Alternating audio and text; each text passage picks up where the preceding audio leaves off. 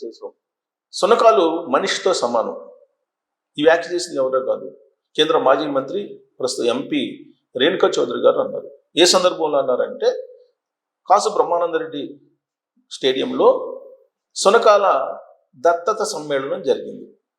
ఆ సమ్మేళనానికి కాంగ్రెస్ పార్టీకి సంబంధించిన మంత్రి సీతక్క, అలాగే రేణుకా చౌదరి గారు, కాంగ్రెస్ పార్టీకి సంబంధించినటువంటి అనేక మంది నాయకులు పార్టిసిపేట్ చేశారు.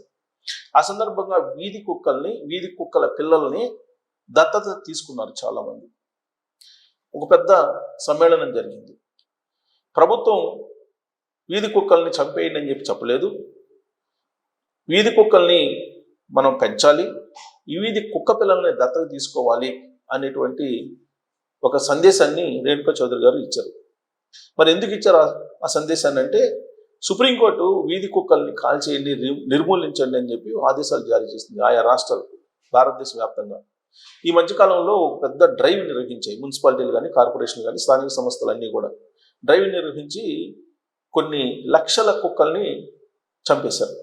దీంతో చాలామంది చెల్లించిపోయారు. వాళ్ళల్లో ఒకళ్ళు రేణు దేశాయ్.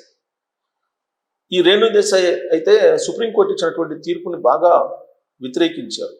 వ్యతిరేకించడంతో పాటు ఆ తీర్పు ఇచ్చినటువంటి జడ్జికి అసలు తెలివి ఉందా లేదా అనేటువంటి ఒక ప్రశ్న కూడా వేశారు.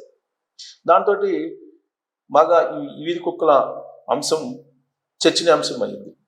అలాగే రేణుకా చౌదరి గారు ఈ తీర్పు ఇచ్చిన తర్వాత నిరసన వ్యక్తం చేస్తూ గాంధీ మార్గంలో పార్లమెంట్కే వీధి కుక్కని తీసుకెళ్ళింది. దత్తత తీసుకుని ఒక కుక్కని పార్లమెంట్కి తీసుకువెళ్తే పార్లమెంట్లోకి వెంటర్ కానివ్వలేదు.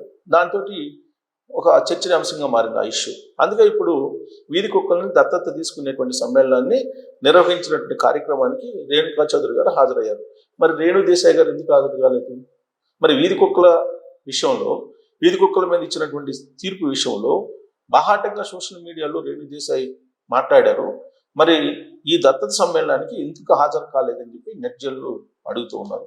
అంటే రేణు దేశాయ్ పాలపొంగులాగా మాట్లాడి సైలెంట్ అయిపోయారా? ఆవిడ నెటిజన్లు లేదంటే న్యాయస్థానం మీద తిరుగుబాటు వ్యక్తం చేసినటువంటి అంశం మీద ఆవిడని కొంతమంది తప్పుపెట్టారు. అందుకే ఆవిడ సైలెంట్ అయిపోయారా? ఇందుకు ఈ సునకాల దత్తత సమ్మేళనానికి హాజరు కాలేదనేది పెద్ద హాట్ టాపిక్ అయింది. మరి రేణు దేశాయ్ ఏమైపోయారు, ఎందుకు కనిపించలేదు అక్కడ అనే దాని మీద మీరు ట్రోల్ చేయొచ్చు. Thank you.